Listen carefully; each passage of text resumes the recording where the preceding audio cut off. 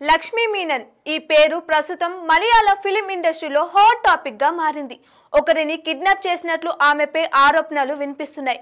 ఈ కిడ్నాప్ ఘటనపై కేసు నమోదు చేసి ముగ్గురిని అరెస్ట్ చేశారు పోలీసులు.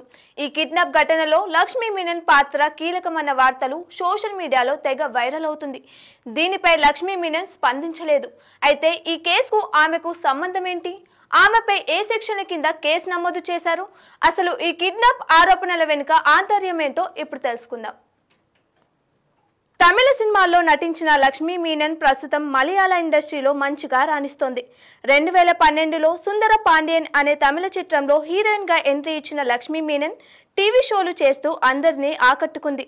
అయితే తాజాగా ఓ సాఫ్ట్వేర్ ఉద్యోగితో గొడవకు దిగిన ఘటనలో ఆమె పేరు తెగ వైరల్ అయింది. చెన్నైలో అలువ ప్రాంతానికి చెందిన ఓ యువకుడు కొచ్చిలో సాఫ్ట్వేర్ ఇంజనీరింగ్ గా పనిచేస్తున్నాడు.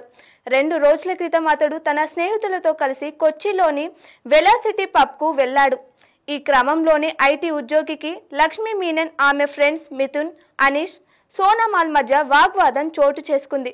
మాట పెరగడంతో అది కాస్త పెద్ద గొడవగా మారింది. దీనికి సంబంధించిన వీడియోలు కూడా వెలుగులోకి వచ్చాయి. ఈ ఘటనపై సదరు ఐటీ ఉద్యోగి పోలీసులకు కంప్లైంట్ చేశాడు. ఓ బార్ దగ్గర లక్ష్మీ మీనన్ ఆమె స్నేహితుల మధ్య వివాదం తలెత్తిందని తన ఫిర్యాదులో రాసుకొచ్చాడు. ఆ గొడవ అక్కడితో సద్దుమణగకపోవడంతో తనను నటి లక్ష్మీ మీనన్ ఆమె స్నేహితులు ఒక కారులో ఫాలో అయినట్లు తెలిపారు. తన కారుని అడ్డగించి బలవంతంగా వారి కారులోకి ఎక్కించి దాడి చేసినట్లు తెలిపాడు. బాధితుడు ఫిర్యాదు మేరకు పోలీసులు కేసు నమోదు చేశారు. ఈ కిడ్నాప్ కేసు గురించి తెలుసుకున్న నటి లక్ష్మీ మీనన్ తనను అరెస్ట్ చేస్తారని భావించి కేరళ హైకోర్టును ఆశ్రయించింది. యాంటీ-స్పెటరీ బెయిల్ కోసం పిటిషన్ దాఖలు చేసింది. ఆమె పిటిషన్ స్వీకరించిన కోర్టు విచారణ జరిపింది.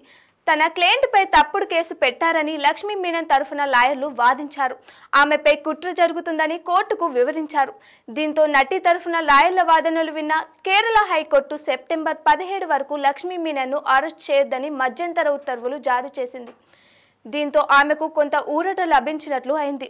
అయితే ఈ కేసుపై పోలీస్ కమిషనర్ స్పందించారు. ఆమె పేరును కిడ్నాప్ కేసుకు సంబంధించిన ఎఫ్ఐఆర్లో నమోదు చేయలేదని తెలిపారు. ఆమె ప్రస్తుతం అందుబాటులో లేరని, ఆమె కోసం గాలింపు చేపట్టామని తెలిపారు.